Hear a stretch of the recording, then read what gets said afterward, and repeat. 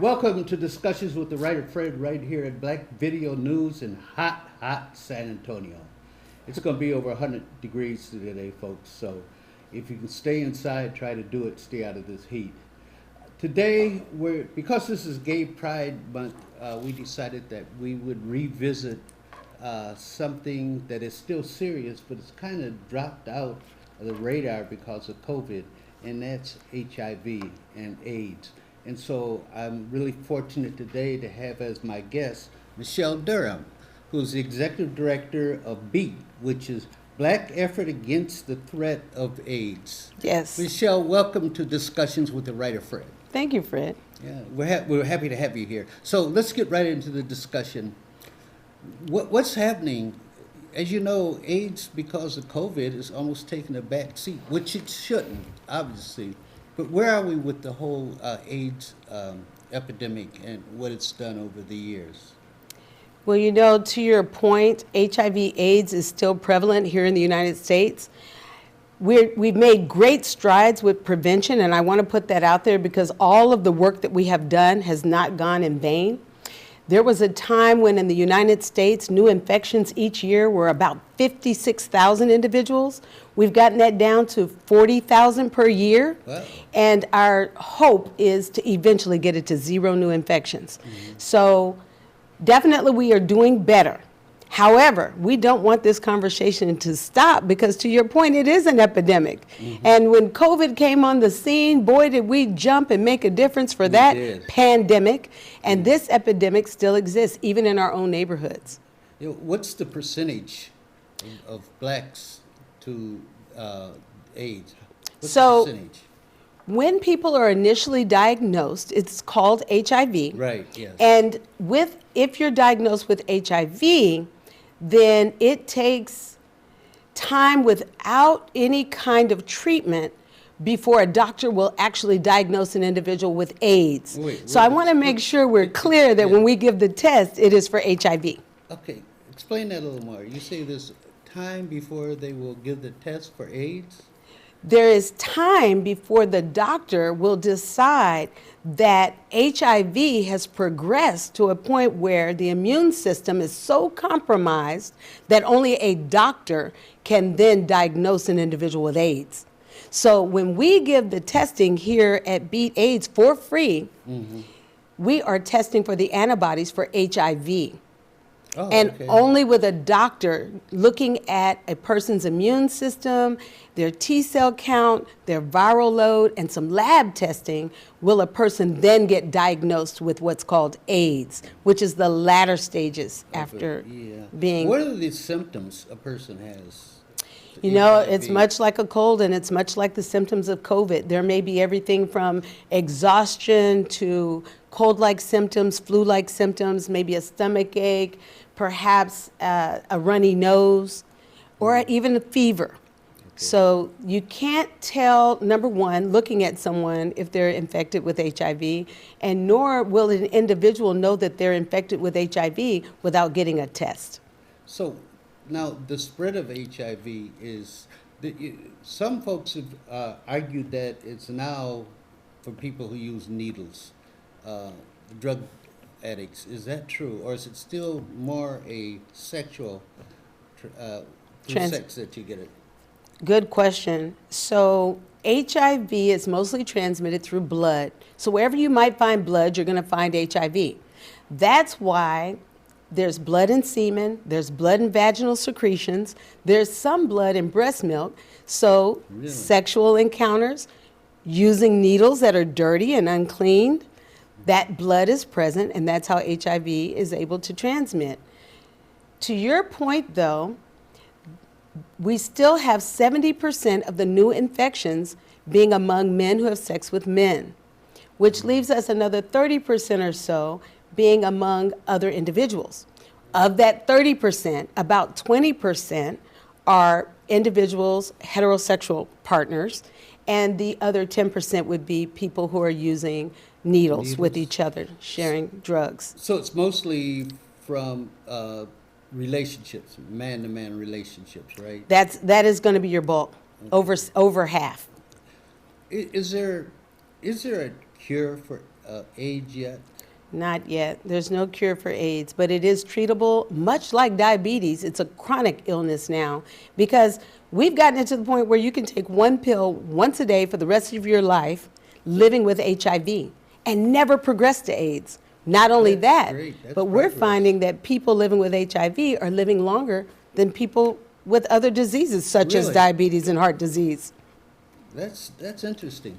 So how has AIDS, how's the research in HIV helped the research in COVID?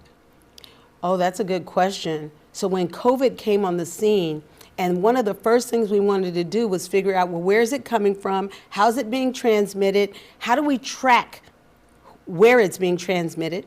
All of the information and research from HIV was being used. Everything from we need to get everyone tested to figure out who is living with COVID to let's test their partners that they've been around, their family members. And then we figured out also from HIV/AIDS how to create the vaccination very quickly within a year and roll it out. Really? Yes. So the stigma, however, the stigma for HIV is still there, but there's never a stigma for COVID.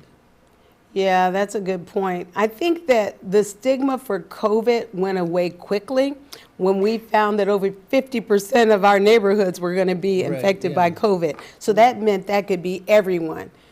With HIV/AIDS, I think to your point, not only is it not everyone, but we've noticed that in certain populations there's a bigger disproportionate share. For example, you asked me about Black people. Black people are disproportionately affected by HIV and AIDS in the United States in general. We only make up about 25% of the general population, and yet African Americans are, well, in the beginning, we're over 50% of new infections, and we're still a good 40% of new infections. So, are we more susceptible to it, or is that we're carrying on doing things that would make us more susceptible to it? We have vulnerable populations due to everything from poverty to let's go all the way back to racism to that homophobia that we just talked about, where people may not be accepted because they are gay in their families, amongst their friends. I think that we have situational and circumstantial situations of sex when people are incarcerated. So Okay. there are a lot of factors. They call them social determinants of health. Yeah. So I want to talk about this. For a while there, this thing was called Down Low. Yes. We're going to take a break, but when we come back, I'd like to discuss that with you. Okay. Discussion with the writer Fred. We're going to take a break. We're with Michele Durham, and we'll be right back with you. You know you missed it. It's back. The all-white martini party, Saturday, August 20th at the Henry's House Convention Center. Masks, wear them if you got them. That means they're optional. Come enjoy another night of fun, music, and dancing. Voted #1 event of the year. Saturday, August 20th at the Henry's House Convention Center in beautiful downtown San Antonio. Now it's time to get your groove back for one night only for the grown and sexy. It's the all-white martini party, the restart. Let go.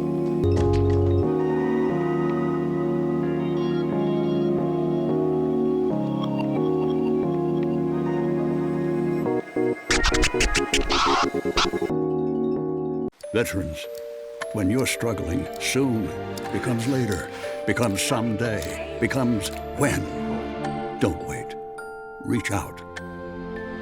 Find resources at va.gov/reach. Hello, this is Cornell with Frost Bank. Hi there, this is Terry with Frost. Good evening, this is Franklin. This is Robert with Frost. Hello, this is Rosemary with Frost Bank.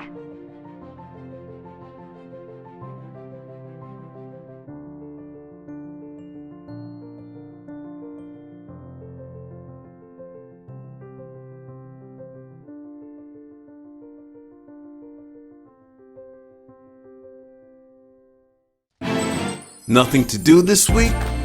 Don't miss another event. Go to blacksinsanantonio.com for our event calendar. The home of the largest business directory in San Antonio with an African American focus. Sign up today for our weekly e-blast and text message alerts. Help us make this a better community. Connect, empower, grow.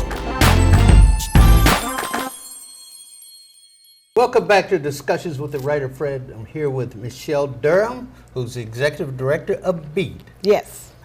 Michele, what's your background? So my undergrad degree is in accounting, and my brother was at Beat AIDS back when I had my first son. He asked me to come and automate the books because we were doing all the ledgers manually, if you can imagine, by hand. Every check, every entry. So when I got to Beat AIDS as a volunteer, I initially would bring my son, and then my brother wrote me into the grants. And that's how I got involved. Now, how I stayed involved was because one day I was writing a check, and this was a check that's only written for people living with HIV. So some programs are directed only for people living with HIV. This particular check had in the memo that it was for my brother, Paul Mayfield. That is how I found out that my brother was living with HIV. Oh, really? And so that's how I got involved, and that's how I stayed involved. Oh, he never told you that he had did HIV? not. No, I was devastated to find out as a family member. Wow. How's he doing? He did pass away in '03. Oh, he did. And back then, people were only living with HIV 1 to 5 years if they didn't know or didn't get treatment. And so he did finally get treatment, but it was too late. Yes. Oh my gosh. Yes. Wow. And you've been with the organization since, right? I've been with the organization since. So I've been at Beat AIDS for 29 years. Really? Yes. Wow. So, how did you? Well, you told me how you got involved. What do you see as the future? What's going to happen with HIV and AIDS? I think that if we all work together, we can eventually end this HIV epidemic. Much like with COVID, we worked, I think, eventually together. Yes, there are politicians that tried to divide us, but as a nation, if we work together, we can end this HIV epidemic. And why do I say that? Because now we have biomedical interventions in place, such as the 1 pill once a day for people living with HIV. And for people who are not living with HIV, we have a pill called PrEP, pre-exposure prophylaxis. Again, 1 pill once a day, and even at 99% effective, that if I had unprotected sex, taking PrEP, I could not contract HIV.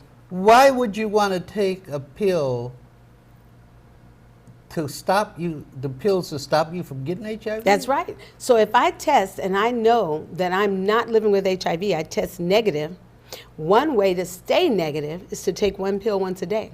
Now, if we think back to when we were young people and we first started having sex, and college students, high school, whatever date that is, oftentimes we may not plan and might end up needing a condom or needing some sort of protection. One way to do that is 1 pill once a day. But isn't that assuming that you're going to have sex with someone who is HIV? Well, that's the thing. We never know what our partner may or may not have. So that's why Beat AIDS tests for syphilis, gonorrhea, chlamydia, as well as HIV. They're all sexually transmitted diseases. Right. All are transmitted no different than getting pregnant. So if I'm going to be a person who has planning for a family in the future, I could also plan to make sure that you don't get that HIV. I don't get HIV. Why not? Yeah. What is in the black community, for a long time, just the whole gay, lesbian issue was a no-no. Yes. And our preachers spoke out loudly against homosexuals, gays, and lesbians. And they also took a strong stand, as I recall, correct me if I'm wrong, against having any kind of instructions or anything about HIV. Is that still the case? Where are the ministers on this issue? We at Beat AIDS are really blessed because many of the ministers have partnered with us and they collaborate with us. Ever since I've been the executive director, we've always had a minister or elder in the church in leadership as our board chair. And so I'm really, really grateful for those partnerships. I was excited to come here and interview with you today and talk about the intersectionality between being Black or racism, homophobia, and HIV, because there is a lot of prejudice still against people who are gay. So the LGBTQ community has a lot of prejudice, but not only in our community, the Black community, but in all of America for that matter. So one of the things we're really happy about is that people are becoming more accepting, including preachers. Preachers, they are. Yes. Well, that brings up another topic. For a while there, well, I recall a young girl at Spelman who had HIV, had gone to AIDS, and it destroyed her life, and she contracted it through her boyfriend. Okay. She did not know that he went both ways. And of course, his reasoning and other gay men who don't want to come out of the closet is that they're not accepted into the Black community. How do you view that? Is that a legitimate concern on their part? We know what they do is wrong. Okay, not that they're gay, but when they'll go out and do this and then come back and then have sex with their girlfriend, I mean, there's nothing positive about that. But how do you view them feeling that they have to stay in the closet because of the Black community's opposition to gay and lesbian? Well, I know that my brother was down low and gay for a very long time. And once I found out that he was living with HIV, I asked him if I could tell the family, and I told him, you need support. You need support from your family members. You should not have to live closeted with HIV and everything else. So one of the things that I think that happens, and it is a legitimate excuse, that if we as Black people are going to discard our own family members because they are gay, then they won't be able to speak up and speak out and be who they are and feel like it's okay to be who they are. But isn't that, I don't know the right word, I don't want to call them cowards, but why won't they just come out? If you're gay, why are you not willing to come right out and say it? Does the community have much control over them? There's strong prejudice against gay people in community, and I think that if we try to compare it to racism, for example, when you and I walk in a room, people see our skin right away. Right. And so if we're met with prejudice or discrimination of any kind, it's evident.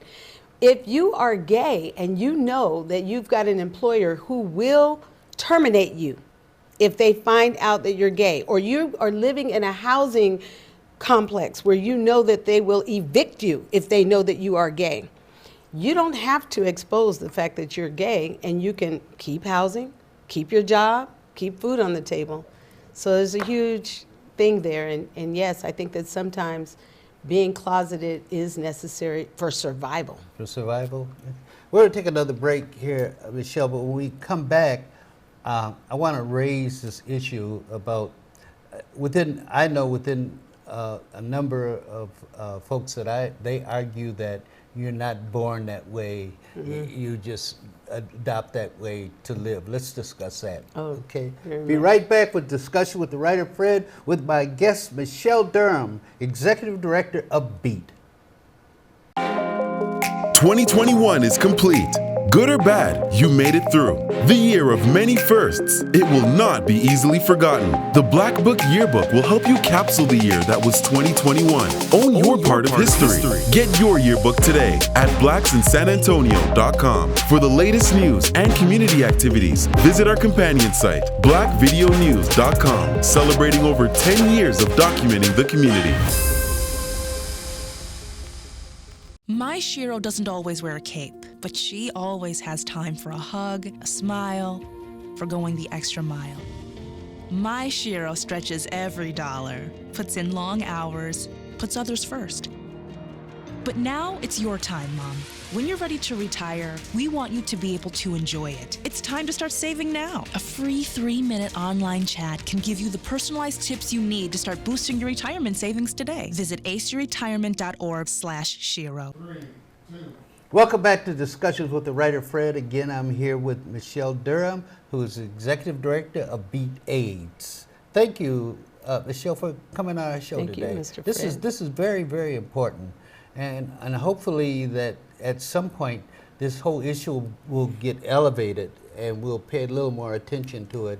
Yeah, it's like anything. If the press stops following something, we do. We get more into the World Series and the Super Bowl and all this other stuff. Good point. Yeah, and forget there's still issues that need to be dealt with.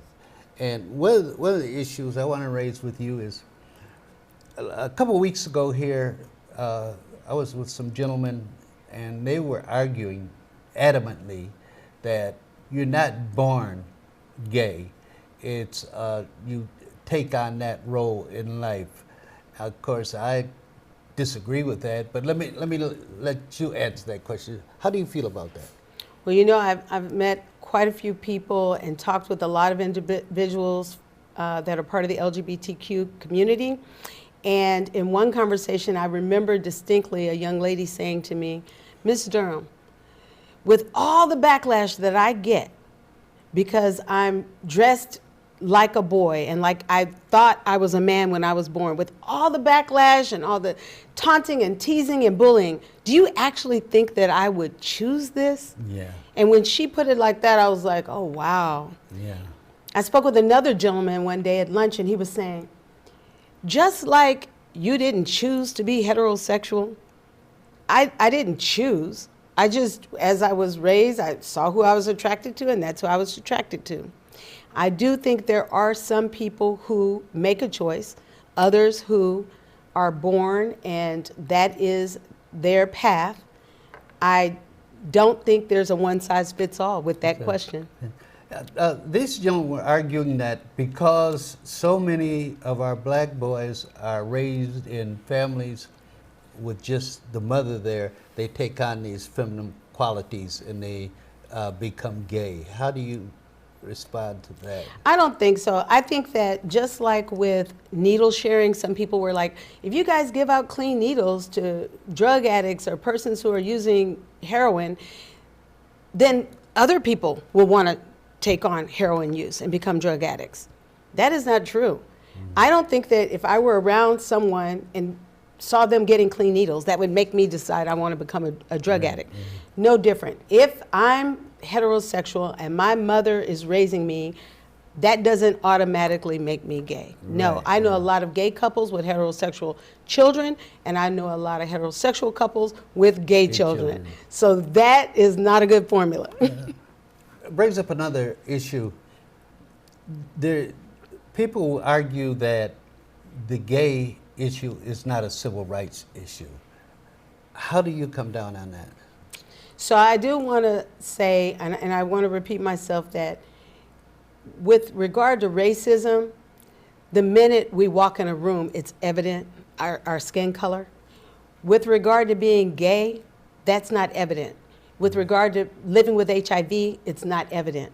So a person doesn't have to choose to get discriminated against because they're gay.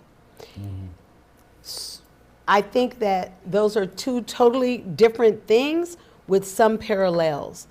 There are people who don't like people because they don't like how their hair looks. There are people who don't like people because they're gay. There are people that don't like people because they're black or Catholic or Jewish.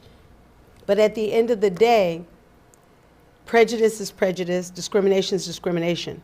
Racism is at the root of our nation from when we were formed in the United States of America. Whole different level. I want to quote Dr. King, Dr. Martin Luther King, who said, "The arc of the moral universe is long, but it bends towards justice." And I think with regard to racism, that's an arc that is very long, but will eventually bend towards justice. These other issues I don't think are quite as long. Okay. Why don't you tell us a little about Beat AIDS? Is it a local organization or is it national? Beat AIDS is a local organization here in San Antonio, Texas. We are located at 208 West Euclid Avenue. And we've been here for over 30 years, 35 plus years, since 1987. We offer a wealth of free, confidential services, and our website is www.beataids.org. We've got our fundraiser coming up. Talk about I want to say that. Yes, absolutely. Our annual banquet is coming up September 23rd, which is a Friday. It will be virtual, and it will be on Zoom. Individual tickets are $50. Groups of 10 are $500. We're always excited because the community has supported Beat AIDS these 35 years. We would not be around to be able to have helped more than 300,000 people if not for the community. So I want to say thank you to the community, and we hope that we see you all at the banquet again this year. We've got a great guest speaker. Okay. Give the date again. Again, it will be Friday, September 23rd on Zoom at 7 p.m. Doors open at 6:30. We'll open up Zoom at 6:30. And our guest speaker is Miss Maya Cummings Rocky Moore.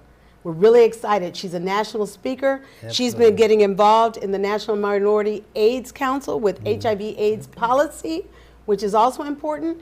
And so we're just glad to have her, and we're glad to have been here with you on your program. Well, we're so happy to have you, and let's have you back here again before your show and remind our people that they need to support your efforts here.